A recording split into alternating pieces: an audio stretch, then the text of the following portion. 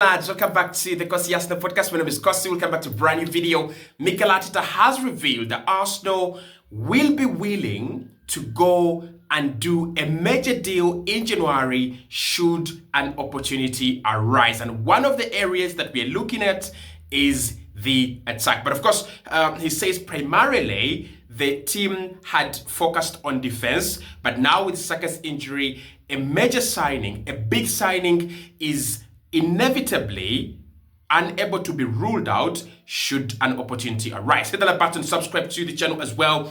This is where I want you to let me know in the comment box below which signings and which names do you have in mind for January. Now, I want us to be realistic, right? I want us to be realistic. January is so difficult. You're not going to go and get another team's star performer, star player, right? But could Marcus Rashford be a big signing? Could Kolomwani be a big signing? Could, I think, let's think about names that are available, but also names that could actually impact our season and change things around. Now, of course, Mikel has been speaking to the media ahead of our Ipswich festive season fixture, and he was saying that what has happened at Arsenal is like abrupt.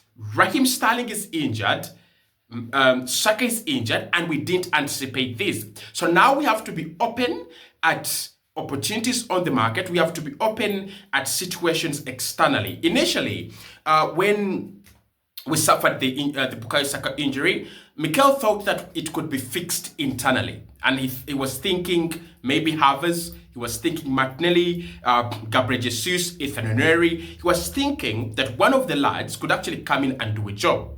But then when you lose Raheem Sterling to injury too, and remember, Sterling, Saka, and Ben White, that is like a big portion, a big part of the right-hand side and a big part of our attack.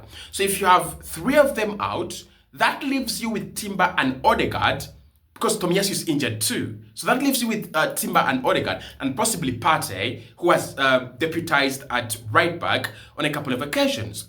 So that means that the generators window is just coming right in time. If you have not caught it yet, Raheem Sterling is going to be out for a few weeks. Saka is going to be out for 2 months, right? Minimum. That could even go up more. So what Arsenal are looking at, besides working on internal solutions, Mikel is saying we are going to look at opportunities. We are going to try to find solutions on the market.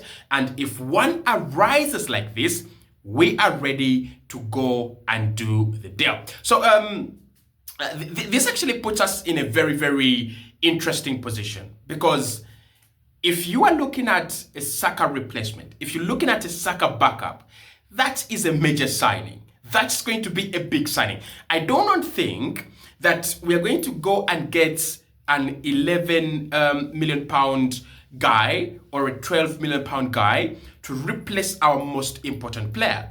So now Arsenal have to shift their plans and shift their focus to how do we get a real name, a real household name to come in and give us what Saka has been giving us. I mean, with Saka, we're talking about a guy that is averaging a goal or an assist like every 90 minutes.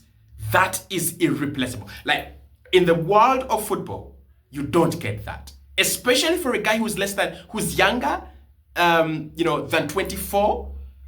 It's so hard to replace. But I think the right decision that Mikel has made is going to the market and not just looking internally. Because I know there is a lot of talent in that team. There is a lot of quality in that team. But is it enough quality to take you through the Champions League, to take you through the FA Cup, and then to take you through the remaining fixtures or the upcoming fixtures of the Premier League? Is it enough quality? No, it is not. And of course, we also know that Gabriel Jesus is that injury prone. He could pick up an injury at any point in time. So we cannot risk it, right? We cannot risk it. So who are the big names that could be among the big money signings that Arsenal are eyeing this January? Reports are still looking at Alexander Isak. A lot of reports are still talking about Alexander Isak. Now, in my own heart of hearts, I think looking at Alexander Isak as one of the viable options for January is a waste of time. But we are going to talk about Mbeumo. We are also going to talk about Semenyo. And again, that would be that would be a heel. That would be like a heel. To get Mbeumo out of Brentford or Semenyo out of Bournemouth, that would be like a heel. But I'll tell you why I like both of them, and I'll tell you why both of those make a lot of sense. So Alexander Isak is Arteta's forward priority. And this is particularly the reason why Mikel Arteta wants to sign Alexander Isak. One, now you have Saka injured, but Gabriel Jesus is on fire. So that means that if you brought in Isak, he could play him slightly to the right or slightly to the left, and then play Jesus to the right, and maybe Trossard or Martinelli down through the middle. So Isak is such a big focus for Arsenal in January, but also in the summer. The problem with the Isak deal is this. One, you do not have a sporting director. And without a sporting director, I mean, we do have an acting sporting director. I'm not trying to say, well, Arsenal don't have a sporting director. We do have an acting sporting director. But I think the guy that is in this role is here temporarily. And although Mikel Arteta has a big say in who comes in and all that, I think that it is important for the incoming sporting director to have a big say on such a big money move, right? So I think Arsenal will be willing to wait until the summer when we get, our own sporting director. Maybe Dan Ashworth, maybe, I don't know, it could be Ocampos. It could be Ocampos. If it's Ocampos, that's a very, very good, that's a very good, appointment. But the whole point with Isak is that he is one Arsenal have their eyes on. Mikel Arteta wants him as the next forward to land at the Emirates Stadium. Could it happen? It could happen. In January, no chance. So let's talk about Mbeumo and let's talk about Semenyo. Mbeumo and Semenyo make a lot of sense. Mbeumo is like, for me, I actually look at him as a low budget guy, but a few people that I know of rate Bryan Mbeumo highly. Now, what Mbeumo has done is impressive. He has stepped into the boots of Ivan Toney, and he has done well, and he has delivered. Of course, a big part of the credit goes to Thomas Frank as manager, but Mbeumo, of course, has to take some of the credit as well. Should Arsenal sign Bryan Mbeumo? I am confused. I am really confused. There are people that are pushing me to the wall to like this guy. I have always rated him, but I've never rated him to the effect that I see him as an Arsenal signing. I've never seen him at that level.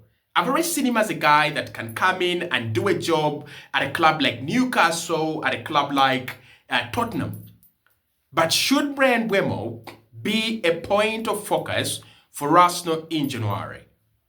He scores goals, but he's so different from Saka. I think Mbeumo is like Harvey Barnes, kind of. And I doubt their ability to take on a player and beat them. So Mbeumo, I'm skeptical. Then there is Semenyo. So Semenyo is at Bournemouth, having a very, very good season. Bournemouth are having a very good season. They've beaten Man United, they've beaten Manchester City, they've beaten Arsenal. Bournemouth are having a very good season under Indoni Areola. And of course, last season, they did turn it around. This season, crazy stuff is happening there. But Semenyo, right? Semenyo for me would be a much better fit than Mbeumo to replace Saka. He's got that technical ability. He does love to score goals, but he's not sharp enough for me. He's not sharp enough. In front of goal, Mbeumo is sharper. But when it comes to giving you this other qualities. I think Semenyo would be a nice guy. But I think as us to look into the books, we should also think about Dango Utara. I do like Dango Utara. He's got the speed, he's got the pace, he's got the energy, he's got the eye for goal. He's creative as well as a player. Maybe Dango Utara could be a good fit. But anyway, Arsenal are willing to do a big signing in January should the opportunity arise.